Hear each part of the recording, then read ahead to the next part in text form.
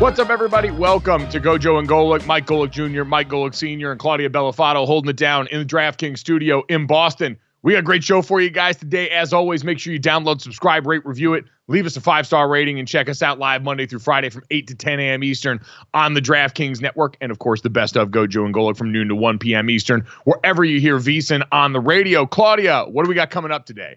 Yeah, packed Monday for you. LeBron possibly getting what he wants to play with his son. We'll see. Bronny to the draft. We'll talk about how the decision could shape free agency. Tiger's last ride at Augusta. Can Tiger make one final memorable Masters moment? And 2 for the title, baby. UConn, Purdue face off for the championship. It's going to be a good one. Hard to sort of match up with what we saw last night, though, guys. South Carolina finished the season undefeated, taking down Caitlin Clark and the Iowa Hawkeyes yesterday for the Natty title. 87-75, the final score. Don Staley's squad now the 10th team in D1 history to go undefeated. I mean, the size helped GoJo, the defense, but how about those bench points? Everything was clicking for this squad down the stretch. Yeah, Dad, this one was just wave after wave of South Carolina that ultimately willed out in this game. And it started off with a bang in the total opposite direction. Iowa burst out to a huge lead. Caitlin Clark with 18 first quarter points, the most points scored by any player in any quarter in a championship setting in the women's tournament. And what we saw was, I think, the calling card for the South Carolina team all year, Dad. Don Staley had built so much depth in this lineup that you end up with them outscoring Iowa's bench 37-0. Just a staggering indictment of what one team had and had built up over time and what Iowa was dealing with around Caitlin Clark that ultimately ends with South Carolina cutting down the net. You know, there's the macro and the micro, and the micro is that 37-0 from the bench, which is unbelievable, absolutely unbelievable. The macro to me is this is the first team in the last 25 seasons to go undefeated after losing all their starters. We have to remember that there are 5 new starters this year on the team, and they ran the table. And that's a credit to Dawn Staley. They really only had one young lady come in from the portal. You know, she convinced these women to stay and kind of wait their turn, something you don't see a lot anymore. And listen, it worked in this instance, and this isn't me, degrading if you go and transfer somewhere else, but it worked here. She convinced those young ladies to stay, had a transfer in, and they run the table. That, to me, is one of the most amazing things. And Camila Cardosa is the only one leaving now. Now they went from exchanging all 5 starters to losing basically 1. And the team that they're going to have coming back. So, yeah, we're going to dive into this game and the game, the semifinal games as well. But what they have done, and especially, Mike, we talk about within the game. You look at what they've done, and this is a quarters game, not the halves like the men. And I always talk about this in football. When you come out in the second half, what adjustments did you make? What did you do? And you go from their semifinal game against North Carolina State that was 32-31 at half. They outscored North Carolina State 29-6 in the third quarter. In this game, they actually held Iowa in the teens in the second, third, and fourth quarter, including outscoring them 19-13 in the third quarter, the lowest scoring quarter for Iowa. So, I mean, third quarter has been great for them. They come out of the locker room, ready to go with whatever adjustments, and they certainly made some nice adjustments on as we said with stopping Caitlin Clark. What you mentioned, 18 in the first quarter, 12 the rest of the way. She was bad shooting. She did not shoot very, very well in this one. 10 of 28 overall, 5 of 13 from three. As she wasn't hitting threes, man, a couple of the South Carolina Gamecock women were absolutely just dousing threes in the fourth quarter of that game. Yeah, I think an interesting way to sum up the story of what you talked about, how this team was built and what its goal was going into this game. Stopping Caitlin Clark, one of the biggest offensive forces in college basketball's history, and that was Raven Johnson, who, remember, last year was the subject of the meme when in the game they played in the semifinal round between South Carolina and Iowa, Raven's sitting out at the three-point line and Caitlin Clark waves her off, basically treats her like a self-check out there. And while Raven didn't shoot well in this game or play well, you heard from all her teammates, yeah, she sacrificed her energy offensively to go out there and be the defensive stopper for us on Caitlin Clark and to harass her and bother her the way that we had seen West Virginia harass and bother Caitlin Clark, the way that we had seen UConn in the prior round, get very physical with her, try and basically shut her off. And so that defensive intensity from a woman who's just a sophomore who came back after suffering that embarrassment on the big stage to now be a part of this winning effort, Dad, that's exactly what you're talking about, is how young this team is, how new this team was, but how much they'd already internalized because, again, they've lost one regular season game, I think, in the last 2 years or something like that. So they've done a lot of high-level winning and a lot of high-level basketball, and it paid off for them big time in this moment here. And, Dad, I guess that does bring us to the Caitlin Clark point of it on the other side, because if we're going to talk about the South Carolina team, incredible, this depth, and what Dawn Staley's built, that is now officially a dynasty, right? When you look at the resume for them, the third championship in 7 seasons with Dawn Staley at the helm, 2 in the last 3, and wire to wire, the #1 team in women's college basketball. In a year where we wanted to talk about so many other people, Dawn Staley and company quietly bided their time, said, we are going to just keep winning until the end when you're forced to talk about us over and over. And Dad, looking at Dawn Staley's resume now coming off of this, we've had a lot of conversation about goats and greats of the game, and we'll get to some of that as it pertains to Caitlin Clark's legacy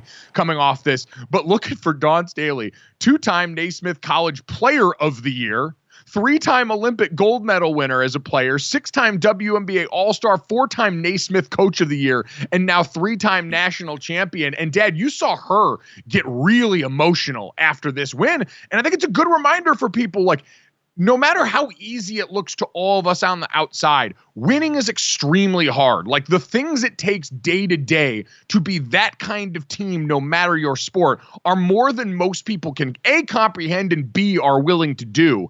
And so when you've got that compounded with all the newness on that roster, you can understand why this probably felt cathartic for Dawn Staley.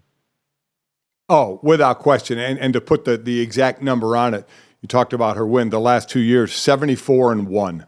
They're 74-1, which is absolutely amazing. And yeah, she was very emotional in her expensive Louis Vuitton that she was wearing. A lot of people were talking about as well. One thing about Dawn is Dawn is dressing out here each and every night. I appreciate it. The Dawn Staley fashion show comes to play. You know, as we see the ratings, and I'll be excited to see the ratings for this as we saw what Iowa and UConn did, getting over 14 million people. We'll see what this game did.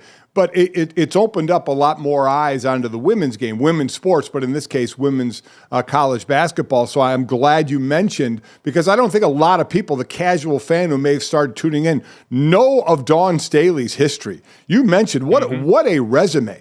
What an incredible litany of accomplishments she has. So kudos to her, you know, as they continue on. And now Caitlin Clark is done playing basketball in college. And, you know, you bring up that question of all the accolades she got, Mike, individually. You know, what does it mean? What does it do to the resume when you can't cap it with a national championship, a team championship?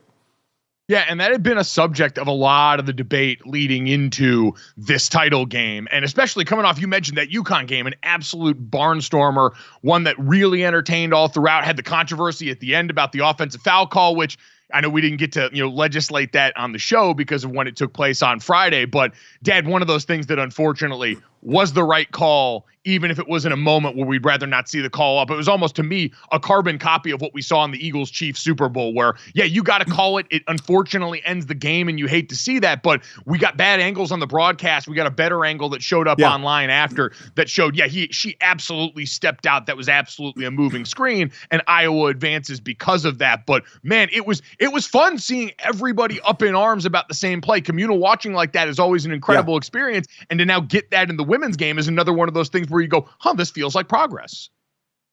I completely agree, and we'll get to the money progress of this thing as well. But on that call, and this is why Twitter is so difficult for me anyway, in explaining. That's why I repost and I quote. That's pretty much it, because I tried to make a statement about it, and of course, as you start to go back and forth on it, I realize this is why I don't do it. I had thought that we said the same thing where, as I said, it's a shame they made that call at that point. Spelling out that once you saw it, it was a moving screen. My point, though, and I just wasn't going to keep going because I just keep going, and you're not going to win any conversations on Twitter.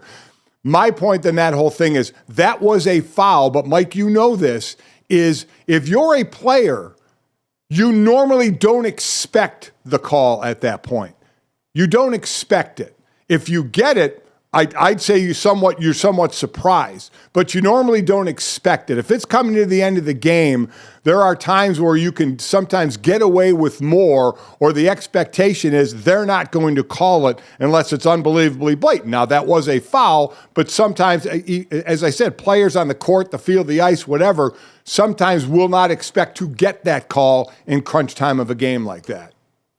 See, I'm less of the ilk where it's, you don't call that then, and more it's based off what you've done the entire game. Like we always say at the beginning of the game, as a player, you're feeling out officials. What are they going to call? What are they not going to call? Last night's game was a perfect example of that. There was some ticky-tack hand check stuff called early on in that game, and the announcers all said, all right, now as a player, you've got information. That UConn-Iowa game was violent. Like, that was a physical game all throughout the contest. There were missed calls on both sides, and so I thought based on the way they had called it, letting a lot of physical play go, that wasn't necessarily in line with what they did. But again, you mentioned the angle I saw the next day did appear so blatant where, it looked like an offensive lineman trying to protect the near point on mirror dodge. I was like, I recognize what that is, and it's a little bit too physical for a screen where you're supposed to be stationary. So I think that was one of those where, again, part of your job as the TV broadcast crew is to make sure you're telling the story. And I thought those couple of angles that we got didn't really do justice just how egregious that foul call was in that moment. And it ended up being really controversial. Like you said, ton of conversation about it, which then also led to a big number. So I'm curious because, again, the final four games were ESPN games. The Sunday game was an ABC game. So I'm sure this number is going to go crazy, especially because this game was so close as well. It was so compelling throughout. And it had the backdrop of what you mentioned, Dad, which was this GOAT conversation around Caitlin Clark and her legacy that had really charged the whole sport. And I thought this was another moment where I did want to give a tip of the cap to Dawn Staley, because I think the one thing you can say about Dawn is she is acutely aware of the power of her voice. She knows, given who she is to the sport, given the platform that she's got because of how dominant her team is right now, that when she speaks, people are going to listen. And we saw that in a couple of different instances in the lead up to this.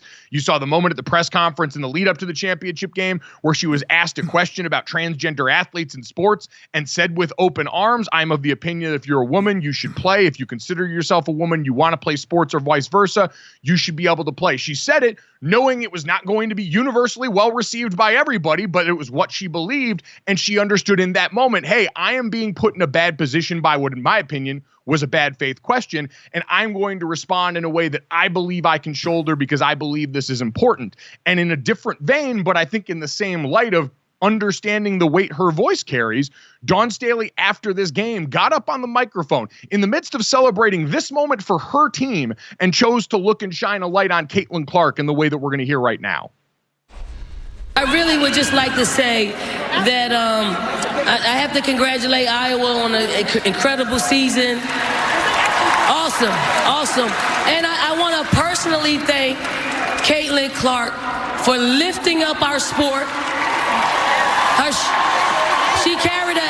She carried a heavy load for our sport, and it just is not going to stop here on the collegiate tour. But when she is the #1 pick in the WNBA draft, she's gonna lift that league up as well. So Caitlin Clark, if you're out there, you are one of the GOATs of our games. That we appreciate you. Again, like, making sure she slid in GOATs, knowing that had been the popular discourse. Another example, Dad, of she is purposeful with what she has said here, and she understands and is trying to include people. All of the things that I mentioned are Dawn Staley trying to welcome more and more people to the women's game, and I just think we should count ourselves so fortunate to have such an ambassador like this for this sport at such a critical time. You know, someone over the summer, I think, who had contemplated early retirement to where she is now. And like you mentioned, you know, she is a big name and a big voice in the collegiate game. And you go back to that transgender question. I mean, boy, she took a while. It's like she was not expecting that question, that's for sure. And you know, while I don't necessarily agree with her answer, if that's what she feels, and she is certainly more than right to give her opinion about it. But then on the other side, as you mentioned, to take the mic, get the microphone back, and give Caitlin Clark her due, I think was a great moment. Was a very, very good moment for the game. And the game lives on. We wait to see this number. As we said, last year's title game was over 12. This year, a Final Four game was over 14. You know, what will it be this year? You know, especially compared to the men's game. They're inching awfully close to what a men's game is going to be that we're going to get tonight. Yeah, and I think, I don't know, the GOAT conversation around Caitlin, Dad, is one thing that had kind of spiraled, I think, pretty far out of control. We had heard it weighed in from a lot of former players, especially the UConn contingent, that all said, yeah, of course she needs a championship to be considered the GOAT of the sport. And I think trying to spend too much time on any one of those things, or trying to crown one true GOAT, is how we end up talking LeBron Jordan for years on end, in a way that definitely captivates people, but isn't necessarily productive. Dad, I think Caitlin Clark's legacy will ultimately be one of the all-time greats in the sport. Someone who, especially at this juncture, I think we always talk about, hey, you know, what Magic and Bird did for the NBA at that time, that ended up making them into one of the most captivating TV products that we have right now, in the birth there. I think Caitlin Clark came along at a similar time, where it's not to discount the greats before her, but it's to understand how important she was at this juncture, how great she was also given the surrounding cast that wasn't as full of 4- and 5-star talent there at Iowa, to do it at a place that hadn't necessarily been a traditional power. I think all those things, as we get a little bit further from the immediacy of the conversation and how polarizing it was, are all going to age really well for her. Yeah, I mean, listen, being considered one of the greats is not a bad thing, right? I mean, and that's where she's going to be, because, you know, we talk about team sports and team championships, and I've talked about this for sure, that in basketball, you can have the most influence because you're out in the court. And for her, she's been out in the court for entire games. So you can have influence on the offensive side and the defensive side to help your team. So I do think, you know, championships are important in that sport. That's why I don't think she will go. That's one of the biggest barrier of her, of why she probably will not go down as the greatest ever. But like Steph, she'll go down as Steph Curry is not going to go down as the greatest NBA player of all time. He's certainly going to be one of the top ones, but he's going to go down as the greatest shooter. And she's going to go down as the greatest shooter as well. So, I mean, we're mincing, you know, things here with her. She is one of the greats to ever play this game. And in a sport and that had been really growing, she helped it exponentially grow even more, without question. Yeah. And she was now the women can keep. Yes, the women can keep carrying that on as we move on to more and more, maybe getting them actually some money involved in these tournaments now as well. So, yeah, she's going to go down. I think that's going to be the line. She's going to go down as one of the greatest collegiate basketball players of all time. Yes, don't think that should or could be controversial, considering she'll now leave this tournament holding basically not only every meaningful regular season record, meaningful career record, but also for these conversations, every postseason record. And I do think amidst these GOAT conversations, we kind of normalize how hard it is. Again, Dawn Staley reduced to tears after this game because winning is really hard, because this isn't the NBA or the WNBA where you've got series games in the postseason where the best team always wills out. You are single elimination every night, getting every team's best stop, and you are one misstep away from being sent home because of the format of this. And so for back-to-back years to find your way into the title game in that kind of setting is a remarkable testament to the player, the team, and everyone else. But they take second stage and second fiddle to South Carolina. Congratulations to the 2024 champion Gamecocks on the women's side of college basketball. Dawn Staley's bunch holds up the trophy. Coming up next, we'll get ready to see who holds up the trophy on the men's side as Connecticut and Purdue get ready to square off in the national title game tonight.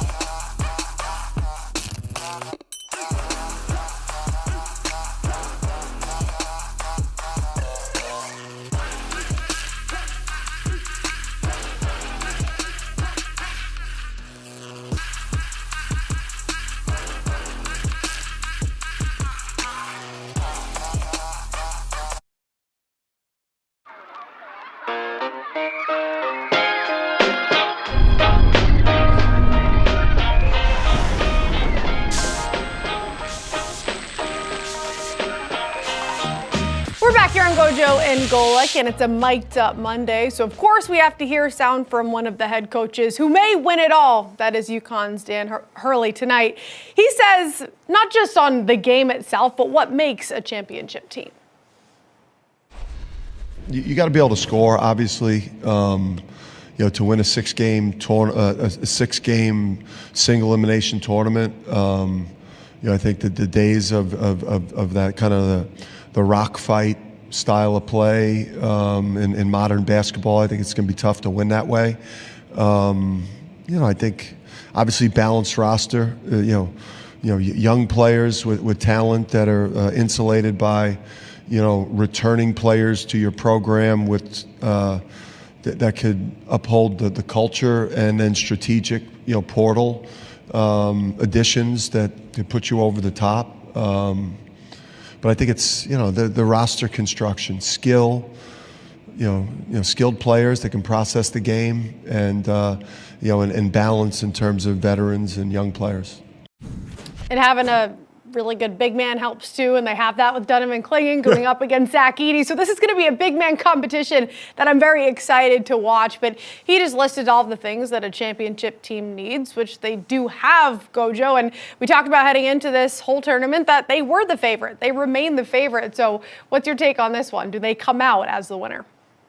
Yeah, I think so. And I think it's funny when he talks about how to build the perfect team in modern basketball. He's just got to look in his own locker room and basically just go down the list of the stuff that he has, because right now it is that perfect mix. And Dad, I think it's funny because what he described there is, I think, sort of the ideal mix across sports. It's what we've seen teams like Alabama, Georgia, Ohio State and company doing college football on the top end as well, where it's, yeah, you need this mix. So obviously you win with talent. Like, we're going to talk about John Calipari coming up in about 10 minutes, who is on his way out, it sounds like, reportedly with Kentucky to head to Arkansas, in large part because Kentucky over the course of a long time got sick of all of that talent they were acquiring not turning into the wins that they expected to come. But Cal always led with, and most people in college sports understand, yeah, you're only going to win if you've got the best players. And so for UConn, for Georgia, for any of these teams at the top of their sport, it's, yeah, you recruit an incredible base of players. You have a couple of your homegrown guys, like he mentioned, with Clingan and others. You've got your veteran players like Tristan Newton who have stuck around there. And then the portal is used as something to supplement some of your needs, not necessarily be the bulk of your roster. Yeah, listen, they have an answer, right, for everything. I mean, they have extremely good players, but they're consistent and they have an answer. It's amazing to me. We talked about them leading, where they trailed just for 28 seconds in the first 4 games. I mean, Alabama in the Final Four led for almost 5 minutes in the first half and had a commanding 23-18 lead with 11 minutes to go in the first half. That was the largest deficit of the tournament for UConn. I mean, that is amazing, absolutely amazing. They just wear you down. You know, as Dan Hurley has said, you know, we may not be there at 18 minutes or at 25 minutes, but we're just going to grind it. We're going to wear you down. And that's where I love, I mean, a bit of old school. You see some of the drills that they do, Mike. You don't even see some of these basic fundamental drills in middle school anymore, let alone high school, let alone college or the NBA. I mean, they're doing drills, I mean, that were around when I was a kid for dribbling the ball and ball handling. It's amazing to watch, you know, but they do it over and over. And it's like my dad, you know, getting your stance. I got my football stance when I was in grade school 50 times a night, right-handed, left-handed. You just do those little things so they come natural. And you just watch them do the drills. It was great for a guy like me to see, man, yeah, they don't forget the basics. You know, I remember my dad always telling me before, I would talk to him before every game and all the way to the NFL. And one of the last things he would say is, remember what got you there. Remember working out in the backyard, or, you know, when you were young, the fundamentals, that's what got you there. Don't forget those. And Connecticut does it so well. We watched it on the women's side. Their defense, Mike, against Iowa was unbelievable what they were doing to Caitlin Clark. But and defense, you know, can be X's and O's, but then sheer want to. You know, and they have the want to and the ability to do it. It's fun to watch. It is. And remembering what got them there, I think, is part of that ability to come back when things are down a little bit or off a little bit early. It's the common thread, I think, between UConn on the men's side and South Carolina on the women's side, where they're never really all that deterred by what they see in these situations. And for UConn early on, that was, hey, you got down because Alabama was just shooting the lights out of the gym in the first half of that game. Right. It's what we said was really their only chance was to go and make it a math problem for Connecticut, where it was, hey, we are so deadly from 3 right now that you're going to have to work and try and climb out from this deficit. And they were able to there. And Claudia, that's what brings us now to Purdue on the other side, not necessarily built the same way, but has been the large, quite literally and metaphorically, final boss for a lot of college basketball this season. Yes, and Zach Edey puts the large in large. And he came back for a 4th season, and he tells us why. I think we can all assume why, because when you're that good, it's kind of fun to play basketball, but he told us why he came back for a 4th season. This game is what we've been talking about all year. It's the reason I came back is playing games like these. You know, really the reason I've been playing college basketball for 4 years. Like, we talk about this every year, and to finally get to this game is big time. And then we got to obviously keep going and keep playing. But yeah, these are the games you come back for, and these are the games that you play for, and you work and you practice every day for. And coming into this game, they are 7-point underdogs, and you guys can speak to this while playing. You played football, but same thing. When you head into a game as an underdog, it sort of gives you that chip on the shoulder, maybe a little bit of motivation now in his last year. Do you guys think that helps at all, Senior? I know you played football for a while, so does that help him, you think, coming into this game for his last season? Well, certainly it's motivation, but I think some of the big motivation is look who you're playing. And we also get to this point, I heard Caitlin Clark answer this about motivation or being ready. And the answer, you've heard it from others as well in a game like this. If you're not ready for this game, what are you ever going to be ready for? If you're not ready to go in a game like this, I mean, this is what you play for, and this is why he came back. It worked for him. And now it's like, okay, it's worked. I got here. Now we're facing a potential 2-time national champ. So now it's like, yes, we're underdogs, but that's to be expected.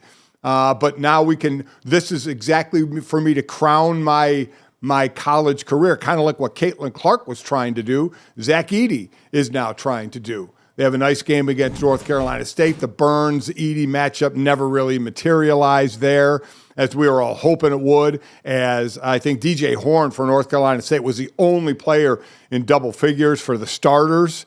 Just one player off the bench was. So that game kind of got away from them as well. So I get, for Zach Edey, it's just like, yeah, I came back. You love when it works out, because there are guys that come back, with that comeback that could have gone to the league and didn't, that don't get that far, but at least he has a chance to cap it off. He does, and it's an interesting matchup, too. We've talked all about it. This has led to, I think, the matchup of bigs that we were all really excited about, and the DJ Burns one was going to be fun, but it was just such a difference in overall physical ability, right? 7'4" versus 6'9" at best was going to be something that was always an uphill battle, no matter how smooth our boy DJ was. And so now you get Donovan Clingan, who's, I think, a much more athletic version of that middle guy. While he doesn't necessarily have like outside shooting touch or things like that as it projects to the next level, he's the guy we see running the floor, even in that semifinal game, getting out on the move, creating problems in transition, going up against Zach Edey, who is taller, older, bigger, stronger. He is all this metal and battle-tested nature of college basketball, going up against a guy in Donovan Clingan who's expected to be more at the next level, and the draft board reflects that. Yeah, I agree with you, and I'll say it like I said in the Final Four or any big game, you hope one of the big guys or one of the major players, in this case, we got two bigs playing against one another. You hope nobody ends up on the bench 5 minutes into the game. Edey doesn't get called for a lot of fouls. He's so damn big, he doesn't really have to foul to block shots or to redirect shots or to have nobody even try to come into the paint. But now you got a 7-2, right there going against you. So it will be more contested in the paint than it's been. So, of course, that's a matchup I'm looking forward to. Yep, that'll be the battle. Alabama was raining threes. Purdue, they shoot a great percentage, second in three-point percentage in college basketball, but about like 240th in attempts at just over 20 a game. So styles make fights, and this style is big. Big is the style.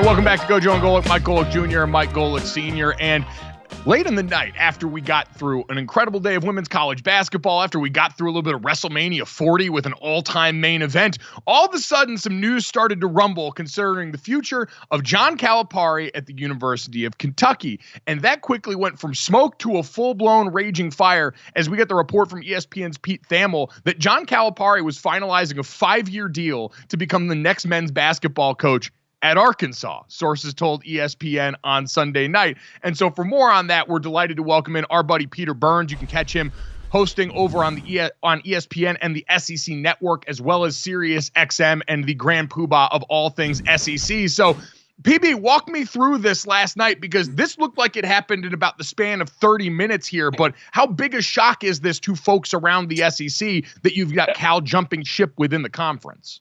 I mean, just the Photoshop of him already wearing the red, the Arkansas red, just looks so weird. Now, not the Photoshop of him looking like Bobby Petrino in the neck brace, like back in the day for Arkansas, but it's strange, right? And we had kind of heard some, kind of rumblings that, hey, Muss was not happy. He was going to be leaving. And sure enough, that ended up happening. And then one of the names, obviously, is like, you play the game. I'm like, all right, who would be next? And we kind of joked around like, I mean, how about Cal, right? And then sure enough, you see this thing explode. I will tell you this, to blame for several different, a lot of reasons, honestly. But I've shut down and deleted social media off of my phone 2 different times in the last probably 2 months. The morning Nick Saban retired, and then literally about midday yesterday. And then I had to get immediately right back on it. These are the worst. So I'm never deleting it, because God only knows what ends up happening the next time I end up deleting this thing. It's out of control, guys. Unbelievable. We all thought possibly he was going to get fired. If they did fire him, it would be $33 million. They had to pay him out. They come out pretty much right after and say he's going to be back. So it was a bit of a bombshell without question. Then the next question is, he had such success at Kentucky with these one and dones, but as of late, he has not had success with this. So you wonder if he's going to go to Arkansas, is he going to change his entire process of how he goes about building a team? I mean, he has to, right? I mean, that's the whole, campaign that he was running about, hey, I've learned, I learned that I can't just have McDonald's All-Americans, 18-year-old guys, and all of a sudden Jack Golke, who's 37 years old, is sitting there just raining threes, because he was ready for that moment. So I think that it was a plea to Kentucky of, I was going to change. And at the same point, he realized he needs to change. I absolutely love this deal, guys, for every single party involved, right? Because, I mean, when you think about it now, Arkansas gets a brand new head coach, a Hall of Fame head coach that's been there before. They get a little bit more of a commitment when it comes down to spending some money when it comes to name, image, and likeness. And that's a whole different ball of wax. Like, how weird is it right now that we're talking about what his NIL budget is going to be? I mean, basically, you're saying, here's your free agency money to go spend. But that's a whole different ball of wax. But for Kentucky now, too, you don't have to pay the buyout that you just mentioned that was likely coming had he not made it to at least the Sweet 16 next year. And now you're sitting there as like, I've got a blue blood program. The bones are good. It's a really good time to purchase this product, right? Or to be the head coach here, because it's never been lower, yet the fan base is still there. Name, image, and likeness is there. Kentucky basketball is going to be bigger than Coach Cal. It's a win-win. And it's a win-win for us in the SEC, because now we get the chaos of Arkansas versus Kentucky and those damn storylines. I was just going to say, the fact that he is staying inside the conference is a gift to the content gods here. You're absolutely right. Peter, you mentioned it, though, the Kentucky relationship between Cal and the fans. When did that sour, and why? Because it seemed like all throughout this last year, every time things went hot or cold with Kentucky, there was this call, it felt like, for Cal's job the entire way. It started when they lost to St. Peter's a couple years ago. And then it started, obviously, it steamrolled with the Oakland loss, because all of this was, hey, I like this team. This team is built for March. It was Cal saying, hey, there's only one tournament we worry about, and it's the NCAA tournament. And then they fell flat on their face once again. And that's not good enough. The only thing that's crazy is that, keep in mind, Arkansas ran Eric Musselman out of town as well, too. This is a guy that just went to 2 Elite Eights, a couple of Sweet 16s, And they basically were like, oh, you have 1 year of transfers? Okay, get out of here. And then now Cal, who'd had less success over Kentucky, is going to get paid by the billionaires over there. So again, and it may be a good thing, because I think Cal had kind of lost his fastball. It's almost like, the guy that gets divorced from the prom queen, and all of a sudden it's like, all right, I'm going to start working out, and now I'm going to get in better shape, and I'm ready to go, and I'm this new blood. Maybe that's Cal over at Arkansas right now. Yeah, it may be, grass might be greener for him, a fresh start, because you talk about now you wonder how much NIL money you have for free agency. Well, he's good buddies with a big-time Arkansas benefactor, John Tyson. And yes, when you look in the grocery store and see Tyson chicken, it's that Tyson. So a billionaire. So you got to believe the NIL money is going to be there, or you wouldn't bring in a guy like this. But Peter, it's a team that was 6-12 in the conference, 16-17 overall. But because of NIL and transfer, he can turn this team around in a year, can he not? It doesn't. You're right. I mean, like, I think in football, guys, you're talking about, do you have facilities? Do you have a pipeline? Do you have 2 or 3 years to build up a roster of 100 players to where you can make a difference, right? Look at what Ole Miss is doing with Lane Kiffin over the last couple seasons. But in basketball, you bring in 6 guys, 7 guys, and hell, it might just be 4 or 5 guys. Can you do that when you've got allegedly $6 million of funds to look at? I mean, it's not as if they're asking you to go play at Alaska Tech. I mean, you're playing in Bud Walton Arena in Fayetteville. I mean, no offense to Alaska Tech. I mean, it's a fine program, but still, I mean, kids are going to want to go play for Cal. Drake is going to go put on his Arkansas Razorback gear, and I'm sure he's going to be over there flying private into, the Tyson private airfield sooner or later. So it's just the way of the world. And now the question is, who does Kentucky go to next? And I'm sure the first phone call is likely going to be Nate Oates down at Alabama. It's an $18 million buyout. But, I mean, Nate doesn't strike me as the Alabama guy. He was a Buffalo guy that Greg Byrne, the athletic director, says, hey, come on down and help this program. And so I don't know how loyal he is to it. And how often do you get an opportunity to take a blue blood program at its lowest point and possibly rebuild it? That's a hell of an opportunity for him.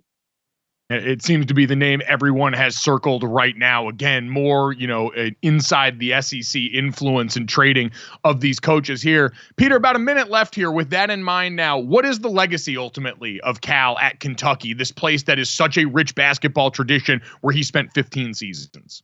Yeah, he brought it back. I mean, Kentucky basketball was one of the blue bloods of the sport, and it had reached some tough times. And I think that's what's going to happen is we're going to have this revisionist history of, or the recency bias is going to be what happened over the last couple seasons. But if you look at where Kentucky was 15 years ago and what Cal did and brought that title and got a bunch of NBA stars and brought the Kentucky brand out, it's going to be good.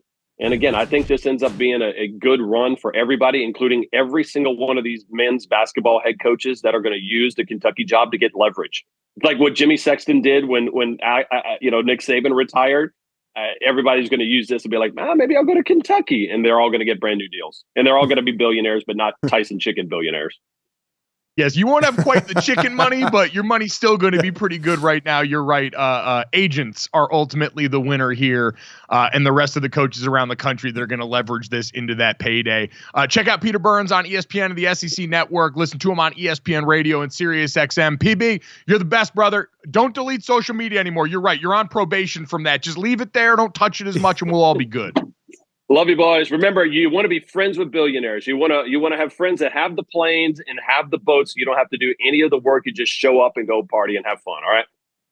Exactly. It's a great from Peter great piece Burns. of advice. Yeah.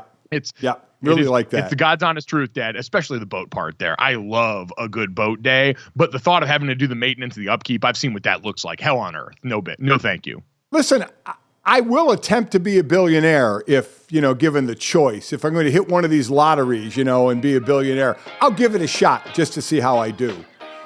Yeah, the Powerball number continues to tick up right now. We all fantasize about the first thing that we do. Dad's would be learn how to pronounce billionaire.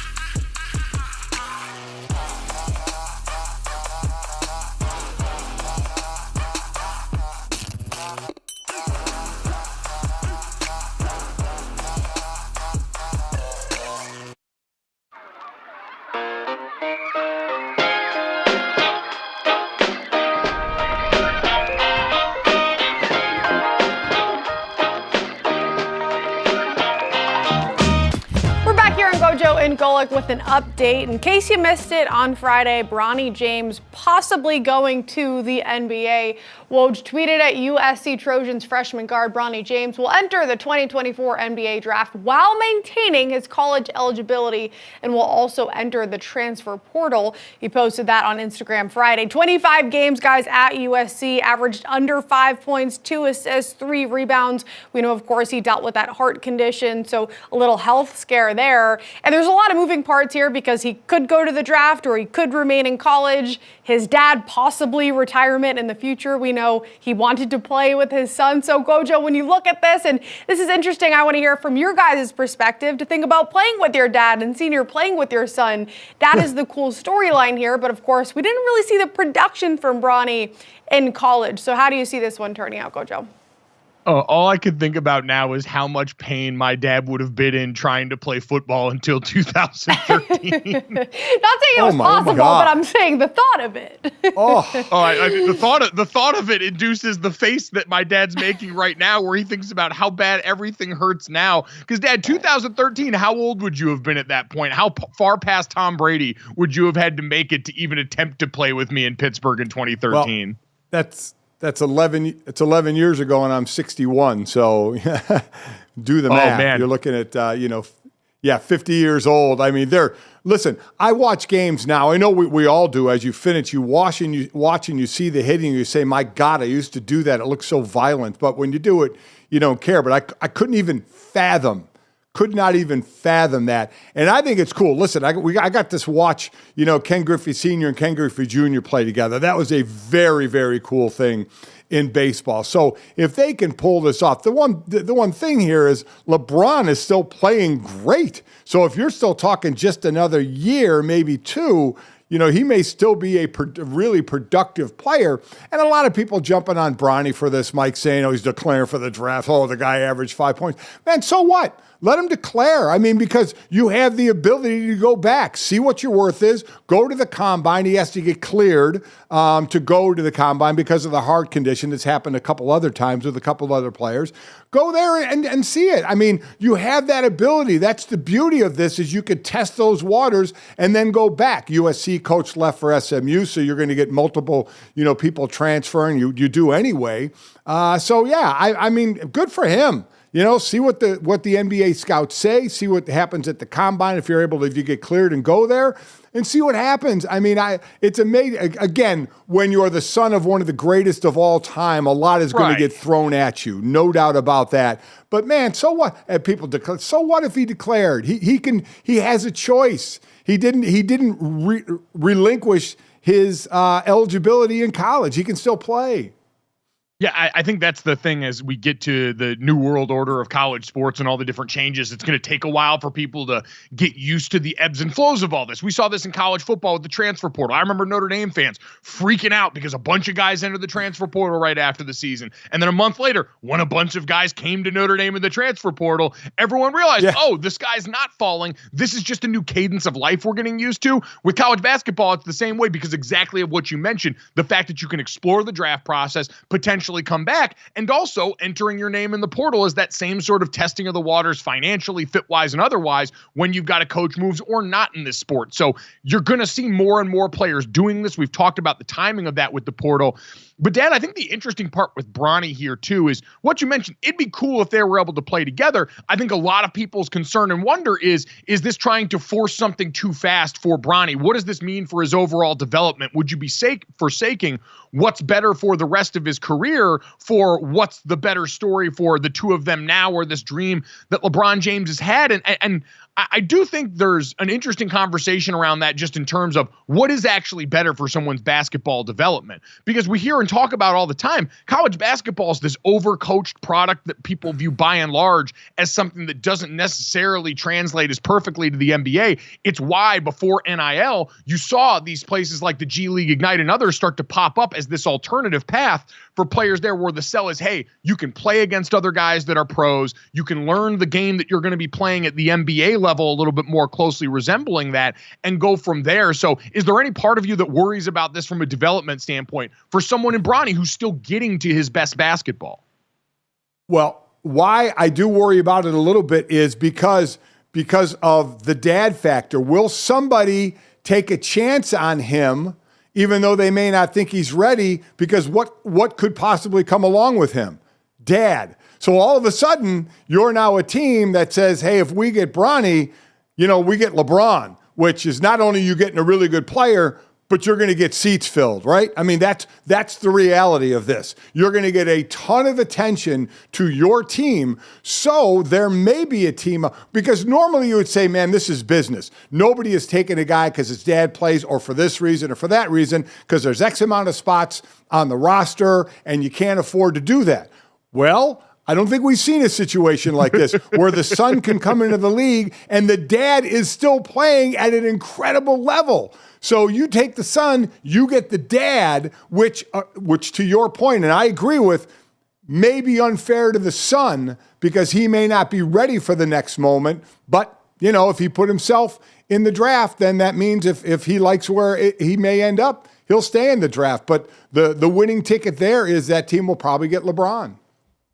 Yeah, and it sounds like the reporting says that the NBA would be the priority if they get the right information back. Rich Paul at Clutch Sports, unsurprisingly, going to be the one representing Bronny James Jr., the longtime friend of his father, and now one of the most powerful agents in the world of basketball, let alone the world of sports. So, Dad, I think ultimately what this always boils down to with me is as long as this is what Bronny wants, and it seems like he's a guy who's never really shied away from this idea that, yes, I am LeBron James's son, but I still want to pursue basketball. Right. This is still the thing I love. By all accounts, he's worked extremely hard at it. I remember when he was coming out of high school, this was a guy that everyone talked about. Yeah, has actually developed into a player worthy of the conversations we're having. And this year had the setback with his health, had the setback at the start of that season, and it never really put up the kind of numbers that people maybe expected of someone with that name value. But I think this is still a guy, listen, if you were somehow to wind up in a situation where he's in the NBA, I think based on who's in his household and the basketball pedigree there, I worry a lot less about his basketball development because of that. When I was a kid,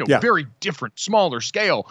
But man, people always talk about the pedigree stuff, like me having you in the house when I was growing up playing football, someone who had walked that specific path and knew all those things about getting to those junctures, whether it was college or trying to make the jump to the NFL. There is an inherent advantage with that. We talk about, nepotism really isn't the right word for it because that's more about creating the opportunity. But I think it's having that structure, having that kind of coaching in the house, and having someone who is played and experienced so much at that level to help you as you develop through your game. Like for me in youth athletics, when it was you as my coach at Pop Warner football, I have no doubt that put me so much farther ahead than a lot of my peers who didn't have that same coaching early on. And so Bronny's been getting that every step of the way inside his home. And that's why I think I worry a little bit less about how this goes on the back end for him.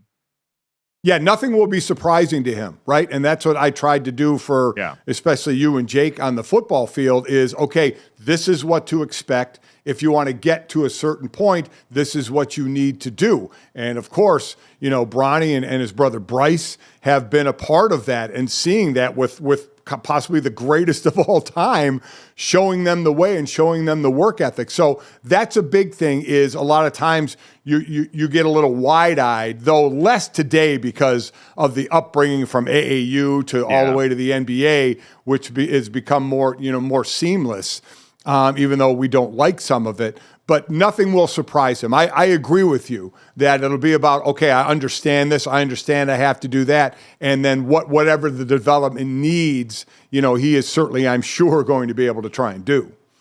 Yeah, you're right. I think that's a good way to put it. There is going to be nothing that surprises him, but still, there is no doubt if he makes this jump, going to be a massive target on his back, not only because of who he is, but listen, his dad said a lot of stuff on his behalf that I'm sure guys around the league in a private moment have not always enjoyed hearing, that LeBron's son is better than half of them right now as he sits here in college, averaging just over 5 points a game. So plenty to keep an eye on with that as we march forward here, and LeBron James Jr. explores his future. But coming up next in our future, hushed tones, rustled leaves, beautiful floral arrangements and sights and sounds around Augusta National. It is Masters Week, folks. And coming up next, we will figure out what we need to get the roar back on Sundays next.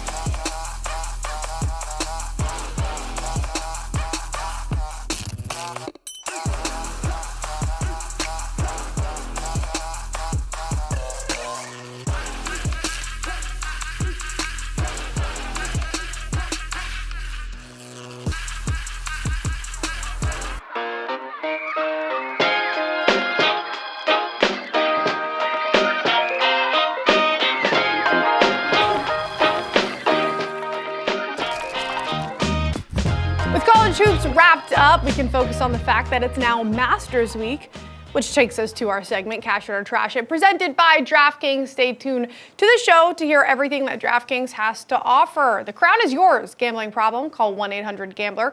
Age and eligibility restrictions apply. Void where prohibited. See DraftKings.com for details. The Masters posted pictures of Tiger getting practice at Augusta, which is always exciting to see. Big smiles for him, despite the fact that he's not even near a favorite to win it all. Actually, 130-1 are the odds at DraftKings, if you want to bet on that. Nice payout. I don't necessarily suggest it. What you could do, though, is maybe take it a step further or back, I guess. Top 30 finish, plus 165. Top 20, if you're feeling fruity, plus 320, guys. This will be his 24th consecutive Masters cut if he does make the cut. Like I said, you sort of want to shop around for reasonable prices here. 130-1 to win it all, though. I feel like those days are behind him, though. Senior, you laughed.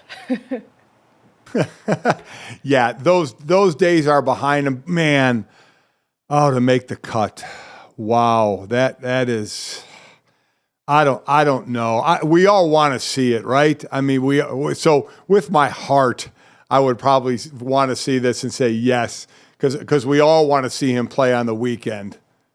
Let me ask you, so top 30 finish at plus 165, do you think that's good value to get plus money on Tiger there? On top 30? Top 30. No. You're trashing it. Really no, I don't think that.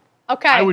I would trash this at this point just because I am trying for my own personal well-being to set the expectations low. Since the car wreck back in 2021, Tiger's withdrawn from or missed the cut in 4 of his 6 starts. His 2 finishes were a tie for 45th in the 2023 Genesis Invitational and then a solo 47th in the 2022 Masters. And so recent history just doesn't show that that's possible at this point for a guy who, when you hear Nota Begay talk about it, said, hey, listen, his one ankle from the car wreck is locked up. It's helped give him a lot of these back problems that we've seen him dealing with. The last tournament, we know he withdrew because he was dealing with an illness, but he was always also dealing with back tightness. We saw all these physical problems, Dad, start to just manifest so much. And we know for Tiger, his whole year now is built around the Masters. This is his baby. This is the one thing, whereas we've seen him take more and more from the schedule, focus more and more on the brand of golf that he's building outside of the sport right now, this is still the one that he comes back to. And so we're all rooting for it. If there's a course that he knows well enough to do this and prepares well enough to get ready for, it's this one. But I still couldn't in good conscience bet for him to finish that high in this tournament. Yeah, I can't either. I have to trash this. I can't see it, though. Possibly making your 24th consecutive cut, that would just be incredible. It's a record. And again, we'd love to see it because we want to see him play on the weekend.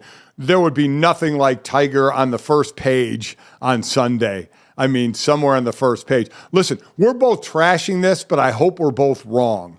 Now he's working. Lance Bennett, his caddies work with, hasn't worked with a ton. And in fact, it's the first time they're working together at Augusta, but it's not like Tiger doesn't know that course like the back of his hand. So I think like every time Claudia, Tiger gets in a tournament, we root for him to make the cut. We root for him to at least be in the top 30, but it's just, we know in realistic terms, it's just going to be really tough to do. And sportsbooks know they can hang whatever price they want on Tiger because regardless, people will make that bet. No matter what, they will place that bet.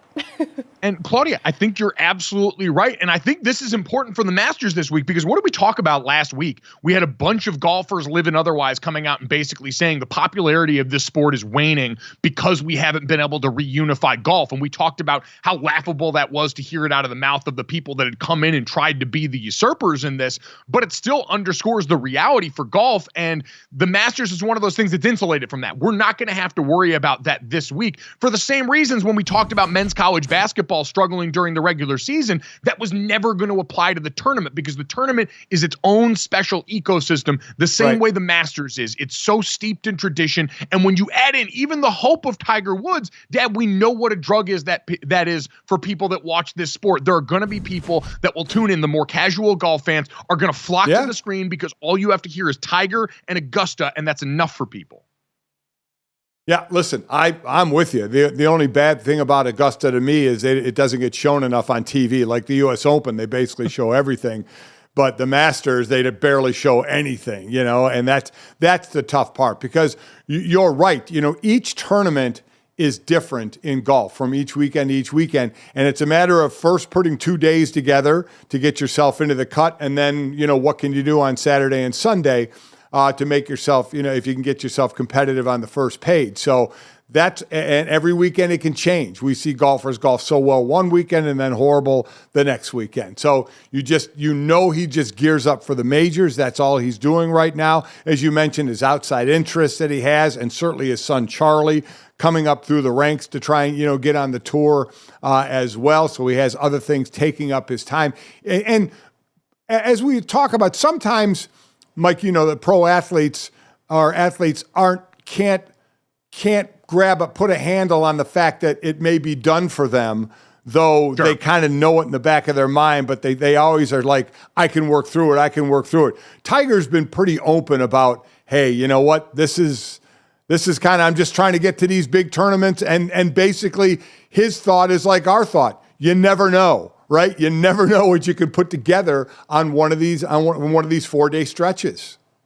Exactly. And I think that hope is the thing that's going to keep on keeping us coming back to watch Tiger in these settings. And so while we don't think that's realistic for Tiger to finish inside the top 30 at this point, it would be a massive surprise. It would be one of the biggest stories in sports. If Tiger's anywhere within range like that come Sunday of the Masters, it is going to be the biggest thing that we talk about on Monday without question. But I think the other thing looming in the background that's a little bit more realistic is what happens with the live golfers again in this, coming off those comments from last week and the current status of that league and the PGA in sports right now. Is Claudia talked about the odds. The odds for the outright winner of this tournament, 3 of the top 5 are live golfers, including Jon Rahm, who made the move last year after winning the Masters, so the defensive champ walking into this, and then Brooks Koepka, who's found his game again over in live golf after injuries, had kind of had him on the outs. He even said as much, if I hadn't been that injured, there's a chance I wouldn't have actually left and gone to live. But that point in his career was a lot different than now. So you've got 13 live golfers in the field, Dad, and 7 of them are former Masters champions,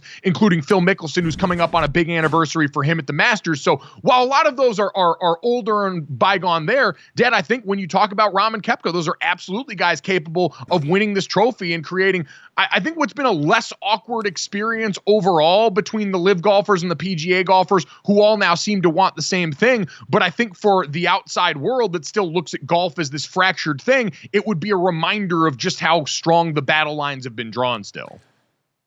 Well, it's kind of cool what we thought we had, right? Because you don't get it in golf outside of the Ryder Cup, where you're pitting team against team.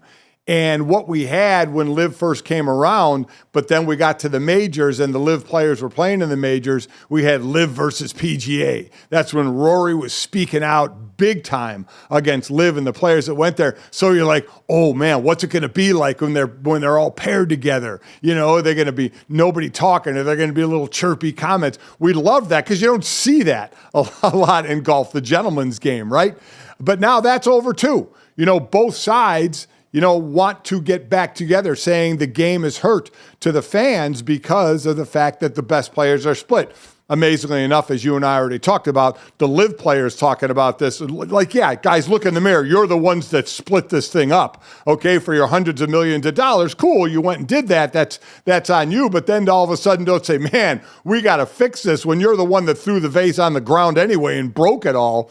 But we don't have that part of it anymore. There is no animosity with the live players and the PGA players anymore.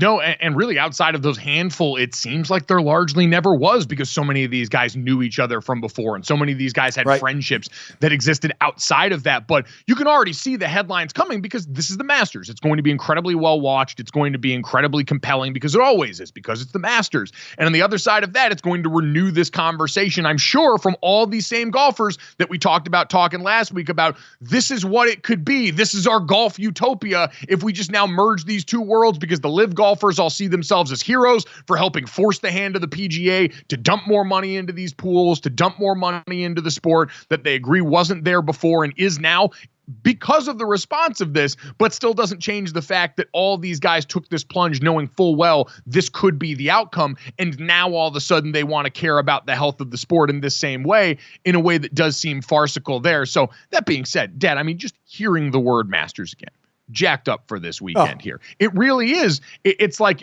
we'll talk about WrestleMania in a little bit here, but it feels like at the beginning of spring, it's the biggest event that we've got as we get going for a summer where you're going to have a big golf event basically every month from here on out through the summer. It's like starting with the Super Bowl. It's the same way WrestleMania is described in wrestling, where you begin the calendar year with the biggest event the sport has to offer. And we turn the page to spring right now with Augusta, and that's exactly how it feels. Yeah, listen, it's like NASCAR having Daytona 500 kick off, their season as well. So out of the gate, and Augusta, there's just so much to it. We'll hear about the food there, how it's still on the cheap side and what you can buy and what you can get, and the people that go in there and watch. I mean, the place is fantastic. I'd love to golf it at some point. I'd be afraid what I'd do to the course. You don't know if they have people driving around watching hacks like me play on that course to make sure I fill my divots up. It just seems so sacred. And when the players think that so much, it's a cool thing when they have that attitude about a place. The tournament, I think some still look at the U.S. Open, as there, but the Masters just holds at such a special place. To have that tournament. And again, and I say their arrogance, at times of that group where I've had some issues with, the whole, Masters people, the group out there in Augusta. But I hate the fact that you don't get to see a ton of it like you see so much of the U.S. Open. I wish they'd let us see more of this golf. I will say, Dad, to your point about being a hack out there, I mean, you hear and listen to Phil and a lot of the other pros talk about it. One of the reasons they love it is because this is a course you can scramble on, where there's a little bit of margin for error, especially as you approach some of these greens. The trees, it's a little bit easier to hit over there. And I have such a vivid memory. My former head coach, Brian Kelly, who's now at LSU, big time golfer, loves golf, does it all the time in the off seasons there. And I remember sitting down at training table one time, and I forget, it might've been Masters week during spring football. And we talked about it and all this. And Brian, like very off the cuff, is like, oh yeah, he's like pretty wide fairways there. It's actually a little bit more accessible than a lot of these other courses these guys play on, because Brian had recently played Augusta at some point that offseason and was recounting the tales for the rest of us. So from somebody who has known somebody who has played there, you might actually have a better chance, especially because you got your game pretty dialed in right now. So if you can swing that one right now, this is, again, use the platform, public, please. Somebody who's got some connection somewhere, get my father to Augusta. He would very much like to play the course, despite saying he wishes you would show more of it on TV. Yeah, I do wish, but I would love to play it. So yes, I open to invitations out there. I'm not too proud to say that, because God knows I couldn't get on that place on my own.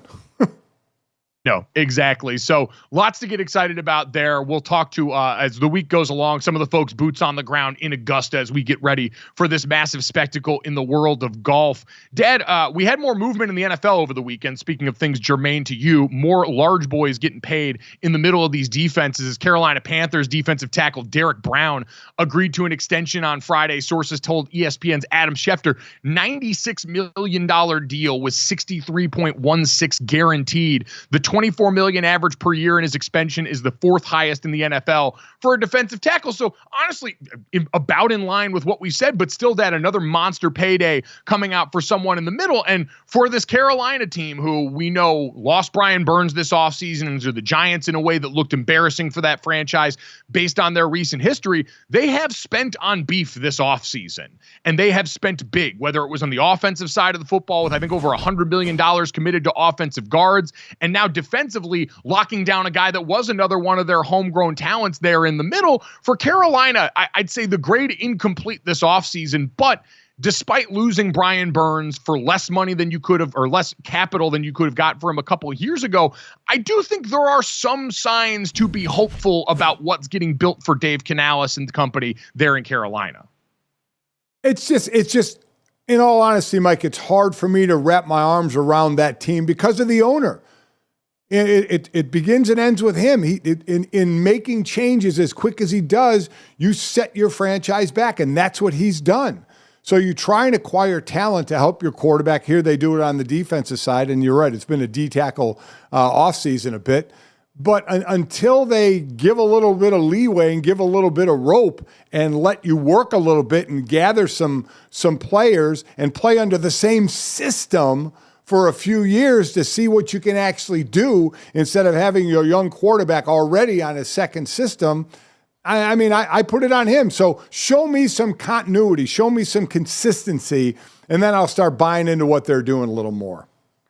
All right, Dad. Well, then, if we want to spin it forward in a way that opens it up a little bit, we always love doing non-playoff teams that have a better chance of getting back into the playoffs next year. And so as we're heading into the draft right now, obviously it's still way too early, but we can do who you're feeling best about, non-playoff teams who will say missed by more than one game, because there's some teams in there like the Bengals and company that I think are going to be in a little bit of a different conversation, but teams that missed by 2 or more games.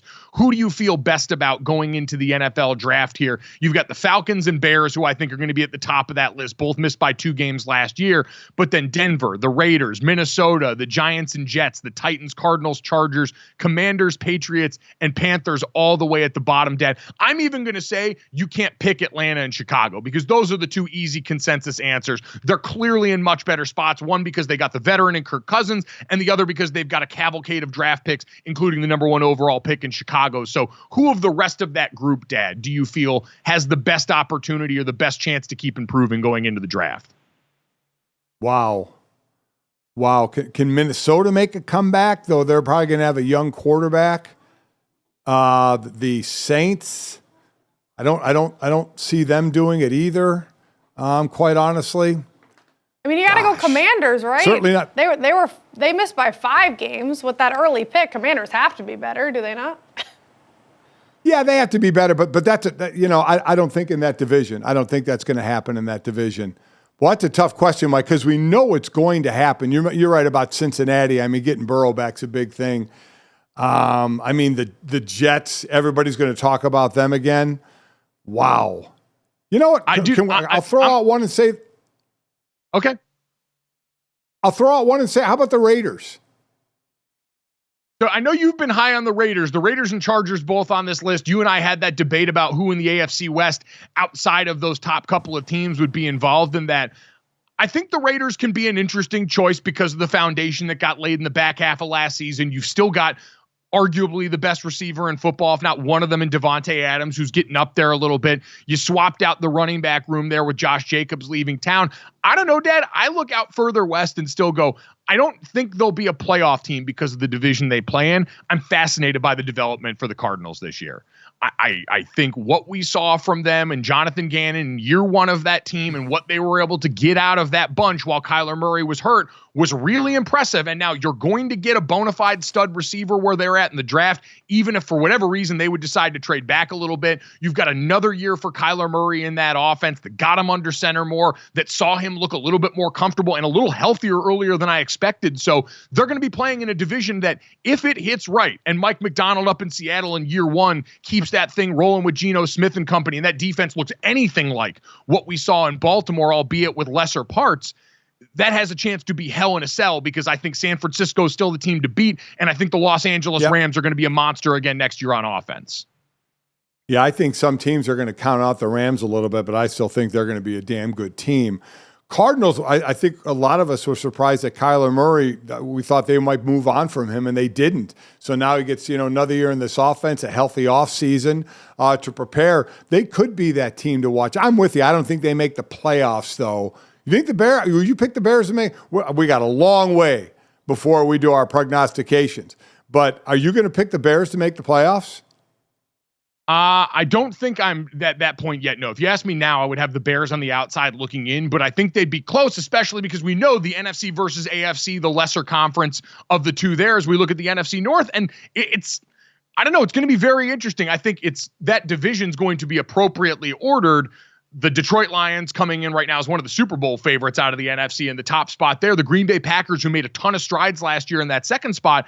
And then I'd have Chicago comfortably in front of Minnesota right now, who's still wondering what their quarterback situation is going to be heading into the upcoming draft now that Kirk Cousins has skipped town there. So lots to still decide there, but always great to take a moment to celebrate beef getting paid out here in the NFL as we move along in the offseason. And we are now inside a couple of weeks until we get to the NFL draft and find out when a lot of these storylines are going to be coming to fruition. But coming up next, speaking of storylines, we had them in bunches over this weekend here. We've talked about basketball, we've talked about golf, but coming up next, we'll get to our all-weekend teams here, including a main event for the ages last night at WrestleMania 40. Coming up next here on GoJo and Golic.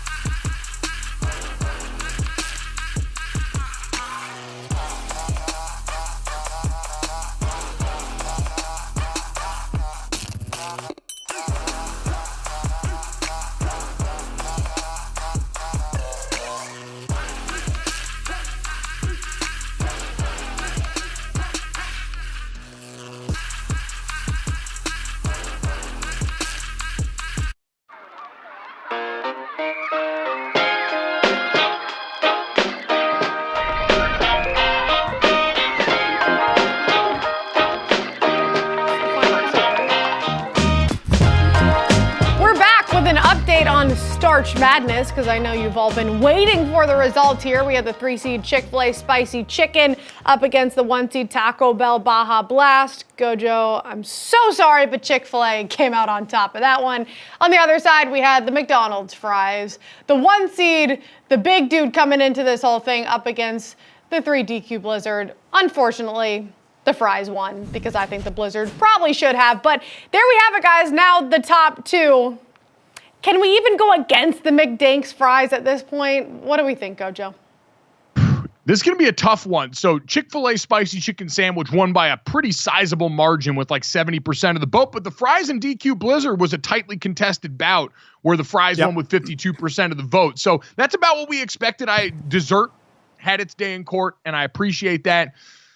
Dad, I'm going to go with fries. I'm with Claudia. I think ultimately this was a blue blood from the start. We know we had the play-in tournament, the Fry 4, to start this off because we just wanted to pick the best fry of what I think was ultimately the best fast food side anyway. That's why it was the 1 seed. And I think this is a wagon. I think this is too much to overcome. I think this is Dawn Staley's South Carolina with all of the depth that comes you wave after wave of these delicious golden fries. Listen, I picked the DQ Blizzard over the fries, so I'm sad I didn't get that one, but it was close.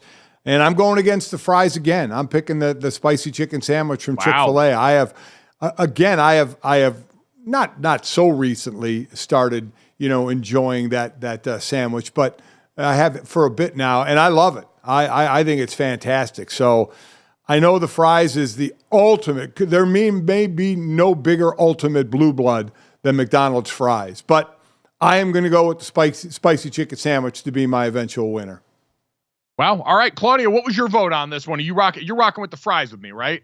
Yeah, but I also just don't like spicy things, and I don't know if I can eat anything Chick-fil-A without the sauce. So I could eat McDonald's fries without sauce, and that's my reasoning behind backing that. Yeah. So that's a good reasoning. So you could eat it without ketchup. You can eat the fries without ketchup. You just eat them. Yeah, and I wouldn't think want they've to, lessened but I up could. on the salt.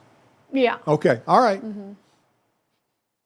All right, you know what? Good reasoning there, and you're right. When done right, and I understand there's always a variable with these things in the world of fast food. We get it. That's what you're doing when you march into the fast food waters.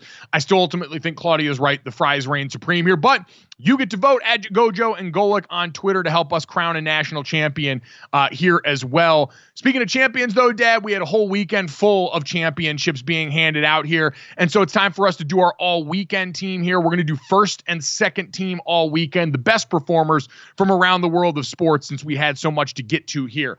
I'll start us off with second team because the all-weekend team, quite honestly, has just become a place for me to spread lacrosse propaganda, particularly Notre Dame lacrosse, because, man, I couldn't imagine having to be like the rest of you losers and not get to root for the best team in college lacrosse. It simply couldn't be me, the defending national champions who also happen to be the number 1 team in the sport right now, who in back-to-back weeks have knocked off the third-ranked team in the sport. But that's neither here nor there. We're going to save team success for another day because now as champions, we worry about the lacrosse that happens heading towards Memorial Day weekend. This regular season stuff is just for fun. So when we go on down to Duke and beat them up on their home field, that's something that's just expected at this point. The thing I want to talk about, and the person on my all-weekend team, Dad, is Pat Cavanaugh. Notre Dame's all-time leader in assists, part of the greatest family in Notre Dame lacrosse history, and the Cavanaughs there. Yes. Needs to start getting more Tualatin talk. The Tualatin, for those unaware, is the college lacrosse Heisman Trophy, for lack of a better term. And right now, Pat Cavanaugh announced his presence, I think, with authority on that. His best game of the season by far, 4 goals, 3 assists to lead the charge for this Notre Dame win. He was unstoppable, matched up with an All-American defenseman for Duke, and led the way for this team. So Pat Cavanaugh for Tualatin, get used to it because it needs to happen this season. You are carrying that flag. I love it for Notre Dame lacrosse ball. By the way, both men's and women's are kicking butt this year, so it is absolutely phenomenal to see. And we know you're always going to be out there waving the flag for them at all times. I love that. My second team, I'm going to go to the NBA as we're down to basically 3-4 games left in the regular season. What Paul George did with the Clippers overcame a 26-point deficit in this game against Cleveland. And the Clippers needed to keep winning because they're just ahead of Dallas, who has been winning. They both have 3-game winning streaks going. Clippers have been holding off Dallas. You thought they were going to lose one last night, and Dallas might get within a game to them. But Paul George, as I mentioned, 26-point deficit to Cleveland. He scores 23 of his 39 in the fourth quarter. ends up with 39, 11 rebounds, and 7 assists. No Kawhi Leonard in this game. He was a monster at the end of this game as well. Keeps the Clippers, looks like they're going to be kind of pretty close to locked in to that 4 slot, so they'll have a home court for the first round at least anyway. So a big night for him as some of these races start to get pretty close with just a few games left. Yeah, it's exciting down the stretch, especially in the Western Conference. So there's no doubt that's where our eyes are going to be trained, especially this week as we march towards the NBA playoffs there. Dad, first team all weekend. I want to let you start this one because this is twofold around WrestleMania. So again, this was obviously WrestleMania 40 was in Philadelphia. So one of the matches was Rey Mysterio and Andrade against Santos Escobar and Rey's kid Dominic.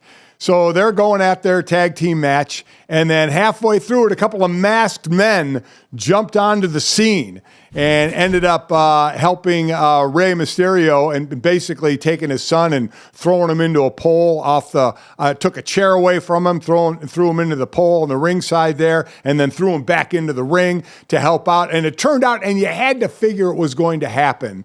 It turned out to be Jason Kelce and Lane Johnson of the Philadelphia Eagles.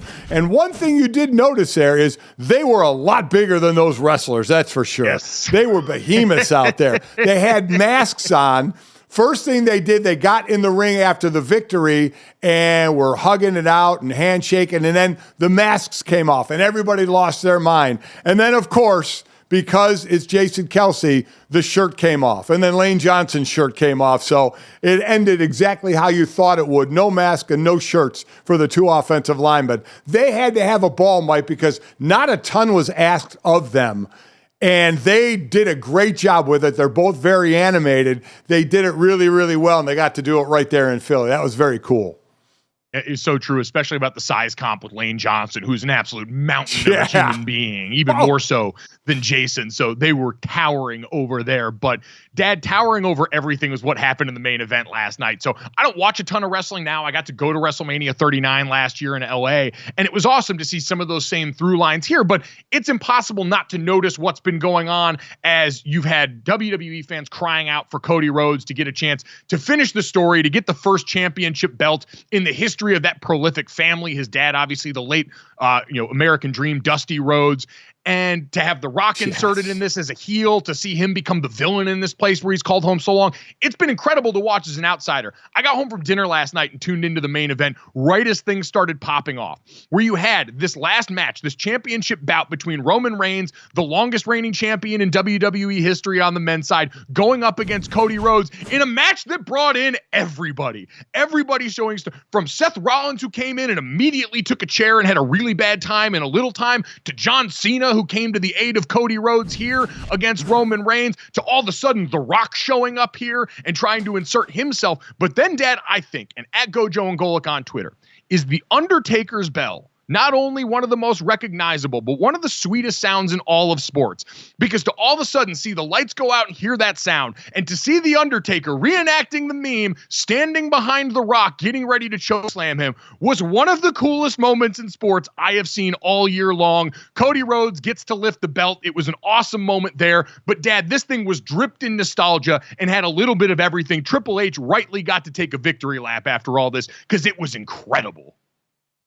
Dripped in nostalgia is right, especially for me. I mean, I was a monster Dusty Rhodes fan, and this kid out there now doing his thing. You love to see the lineage in pro wrestling, which includes The Rock as well with his dad.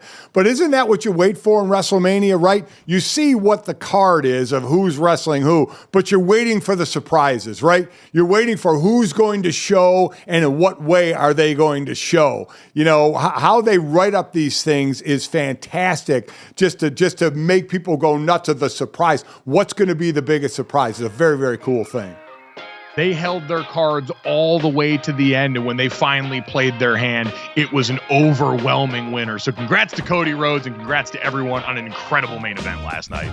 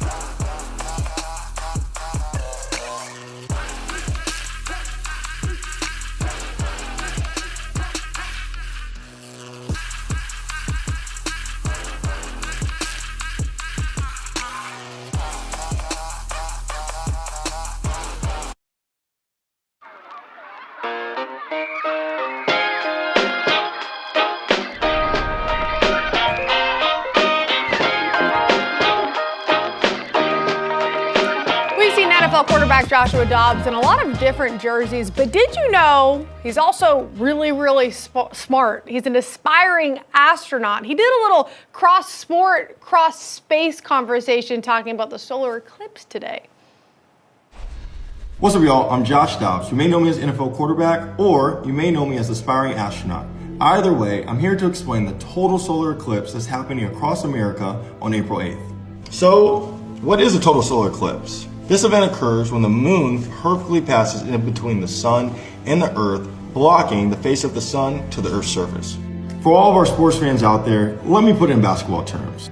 This rare and spectacular event can be compared to when one team's performance completely blocks out and overshadows the opposing team's performance, much like when the moon is blocking out the sun during an eclipse. All that being said, you won't want to miss this huge upset being broadcasted across America on April 8th, because we won't see another event like this for another 20 years. He gets the audience. He knows what people want to hear during March Madness, all of that. So it is interesting. It's going to be fun, but it's cool to hear an NFL quarterback talk about it, GoJo. I am so thankful for our sweet nerd quarterback, Josh Dobbs, to explain this to the rest of us, because the amount of time I spent furiously Googling this weekend, why is this eclipse actually so special, Dad? Because we've heard a lot of noise about it. I have friends of mine, so the path where you're going to best be able to see the eclipse is called the path of totality. It's where you'll have the perfect angle on seeing the moon go in front of the sun, and they're giving kids school off in some of these areas. I have friends in northern Indiana where school's canceled today. I'd imagine because there's going to be so much commotion about this, so much traffic of people coming into these areas, because you've looked and seen Airbnbs put out maps of the highest propensity of rentals, and it's all along this path where you're going to be able to see the eclipse. So, Dad, you're out in Arizona, you're not going to be able to see this, but is the eclipse of interest to you at all? If you were in one of these places, would you care enough to want to go and try and seek this out? Absolutely. I mean, my Sydney's husband, Ben Broniker, we talk about, from Ferdinand, Indiana. He said his area is just going to be just so many visitors coming there because, again, it's in that area that you talked about. Just everybody remember, be safe. You get the glasses to wear, right? Don't look directly at it, that whole deal. But, yeah, I think it's a very cool thing. I'm glad they're giving, this is we have school, obviously, we're teaching kids, but what a great moment for them to see this and learn about it and understand it a little more. I think it's a very cool thing. Not that they're going to absorb any of it. They don't give a damn. They get a day off of school. That's really all they care about. That's all we cared about when we were kids, right? We're going to learn something on our day off of school. Good. You tell me whatever you want. I don't care. I was just going to say, this is one of those moments where, much like every book that I read when I was in school, I wish I had been given the opportunity to do these things now as an adult, that I appreciate them. Because you're right, you're just checking off a box at that point, and having school off is awesome. And I can't imagine there are any kids now, especially with how much everything's been digitalized and put on phones, that are going to actually worry about staring up as opposed to staring down. And I feel like a huge boomer saying that, but Claudia, it's probably pretty true. Claudia, you have a pretty good shot at this, don't you? I mean, Boston's inside the path of totality. Yeah. Exciting. I was more interested in the fact, though, that I was wondering why I felt so tired lately. Apparently, it's because of the solar eclipse. Mercury is in retrograde. I read into it a ton. Apparently, you're not supposed to, not that this is an issue for me, but you're not supposed to text your ex right now because of something with the way that the planet and the sun is. It's bad juju. So that's what I'm more interested in. All the scientific I shouldn't call it scientific. Astrology. It's a whole thing, Senior. Yes, it's a whole thing. Dad, listen, when Mercury's in retrograde, you are not responsible for anything in your life that goes wrong. The minute Mercury's in retrograde, we all get a get out of jail free card. I ate a sleeve of cookies for breakfast over the weekend, and I'm like, Mercury's in retrograde. I can do whatever I want. It's true, Senior. Mercury doesn't need to be in retrograde for me to have a sleeve of cookies. What kind of garbage is this? What kind of ridiculous information are we doing here? It's real. Dad, no. Claudia's very right. And you're not supposed to make big life decisions while Mercury's in retrograde, because everything's out of whack right now and it's all out of your control. You can't possibly stop these forces that are bigger than us. My apartment complex is you need to tell us if you're going to renew your contract. I'm like, sorry, I can't. Let me know April 22nd. I'll let you know then. I can't make big decisions right now. So, Senior, now you know. Stop it. But also, yes, I'm going to try and see this because it'll be cool. But I think this is the more important topic. Okay, now we've gone into an area of disbelief for me of what people are being fed and what people are buying. It's Wait, true. so Dad, you're telling me that the moon can create the tides here on Earth, and the moon can be a part of this incredible eclipse event that's going to captivate these audiences, but somehow Mercury can't be involved in any of all this? Another planet that's got... I mean, ours is just a moon. Wait a minute. It's just a moon. You're talking about another planet that can't have this kind of effect? Open your eyes, sheeple. There's a difference of affecting the tides and affecting your personality. You're made and up decisions of water. that you make. Senior, I mean, the majority of your body's made up of water, so it's actually affecting you too. Like you guys, water, what you guys just get...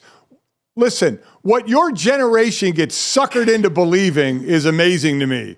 Oh, I believe anything. I believe anything they say. Come on. This is why I stay off TikTok. I did find this on TikTok, I'm just saying.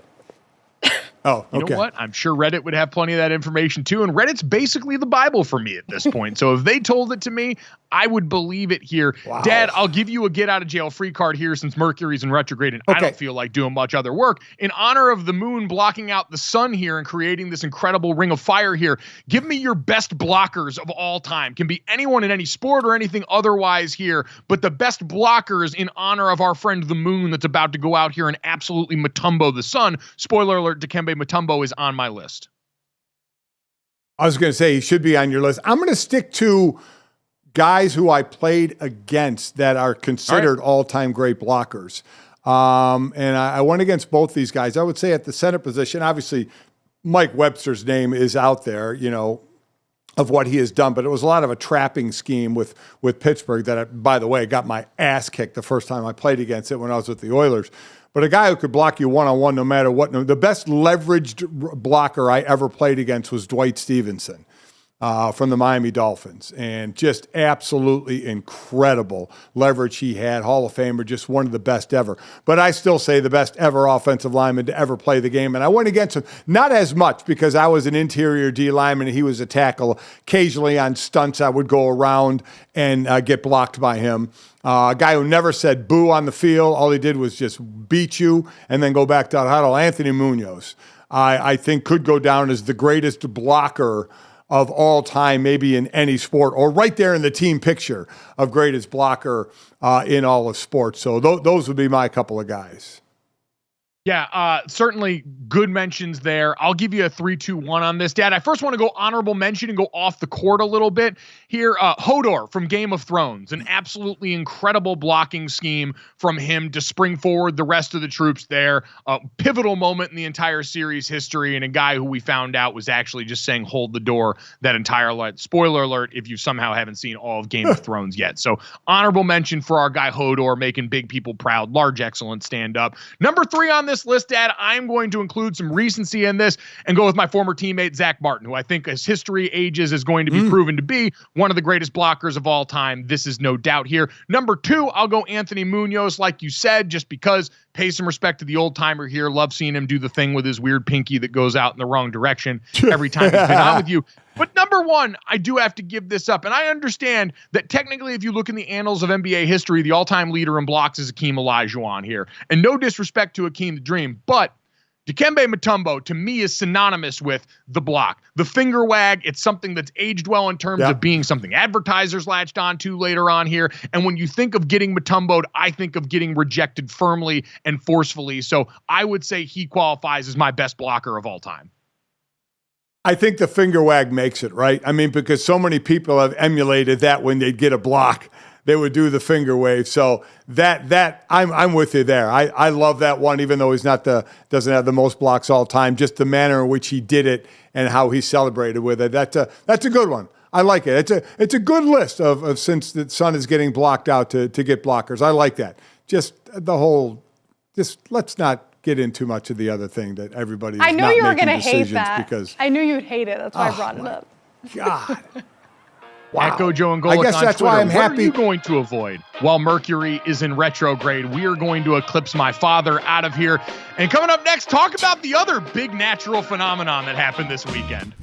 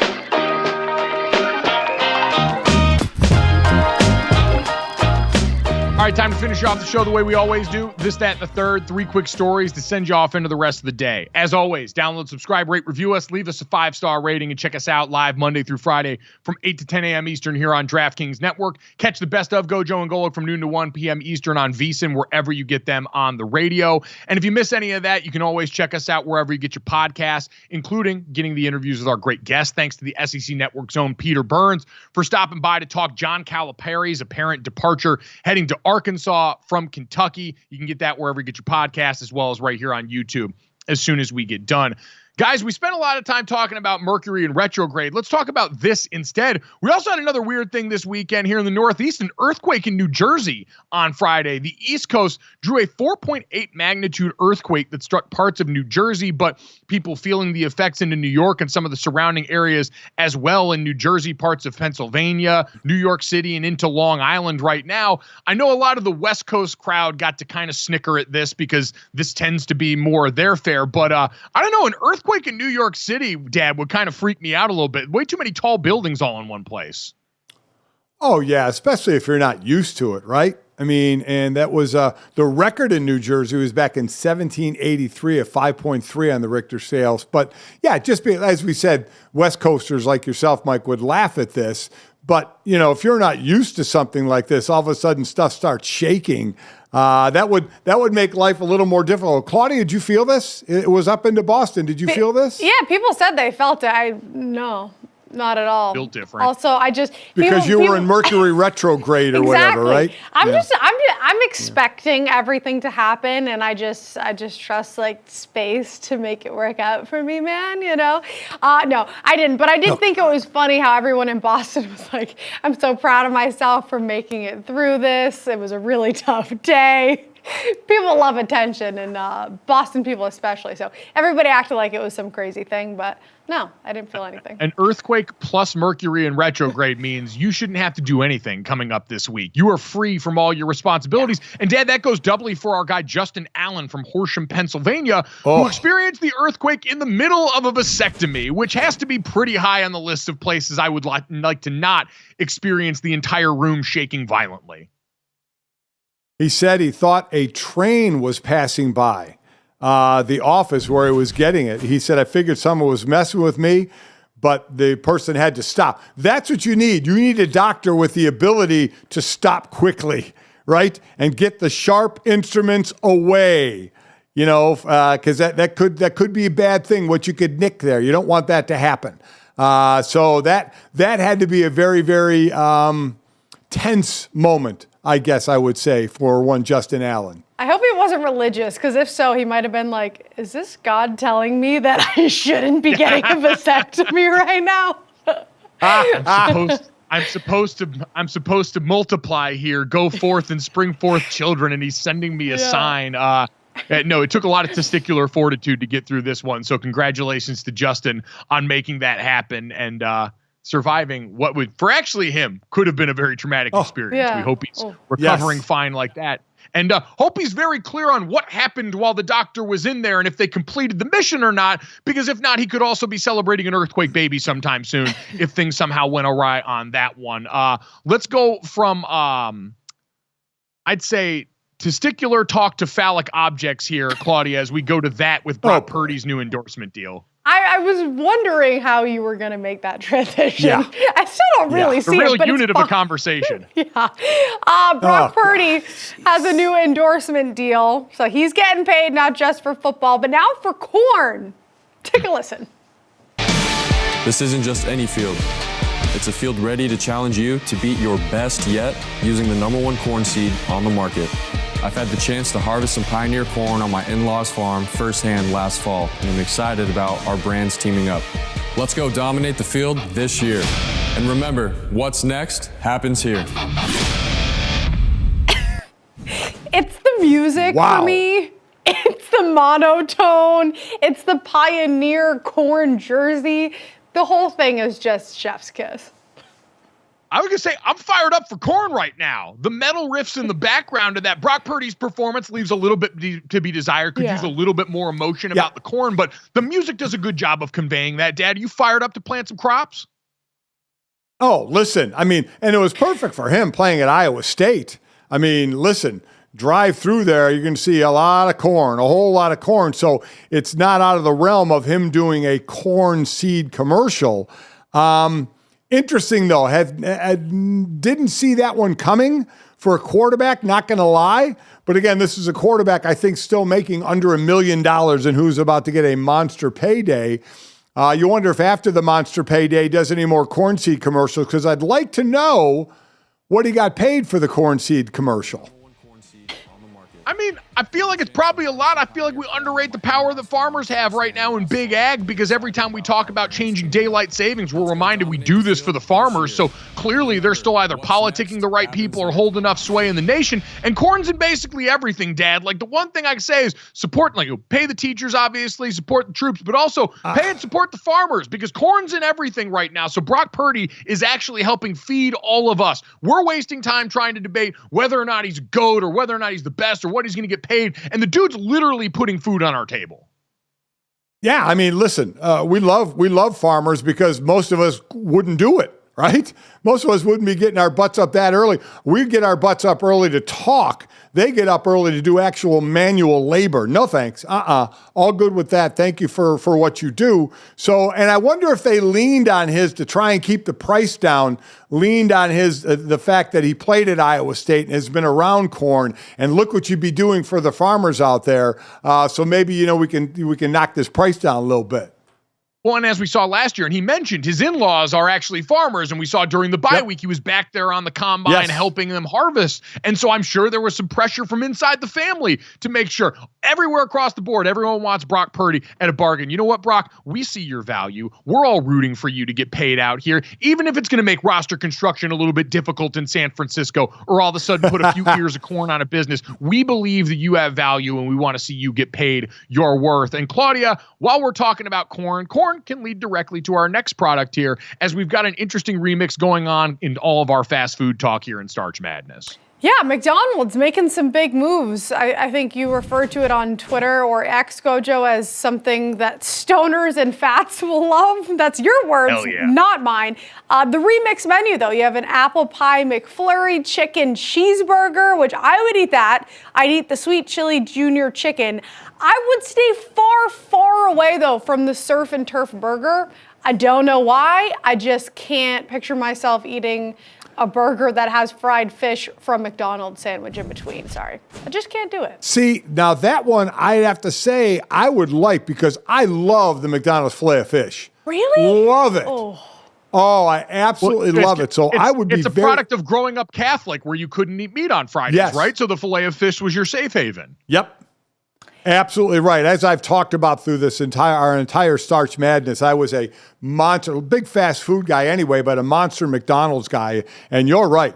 So every Friday during Lent, it was the filet of fish. So I loved it. Loved the tartar sauce. So I would give that. I'd give all these a go. Listen, I'll try something. I don't care, especially that apple pie McFlurry. Are you kidding me? I am all about that. But yeah, I'll be interested to see how this sells, because I think while a lot of people will try it, I do think you'll get some that are talking like Claudia and like, yeah, I just don't see that combination and not even want to give that a try. I just feel like this is my thing. Fish shouldn't be square form. That's just not right. Well, we can have a whole other shape-based food conversation on another day. What I will say is, Claudia, my proclamation here was, this is because of my fellow fats and people that get high. We are the people that think outside the box when it comes to sandwich creation and have given this gift over to the McDonald's execs who finally saw the light on that. My biggest gripe, once again, with fast food companies is this is only available in Canada right now. I'm sorry, when you think of fat stoners, you think of us down south of the border here. How dare you keep this from us? McDonald's gatekeeping this to build up some sort of scarcity-based hype around these food items. You should be ashamed of yourself. Release them in the U.S. now, or you will be hearing from me, my fellow large people, and the stoners of America for your slights against us here. By the way, fellow large people and stoners, we'd appreciate you downloading, subscribing, rating, and reviewing this too. Thanks so much. We'll talk to all you guys tomorrow.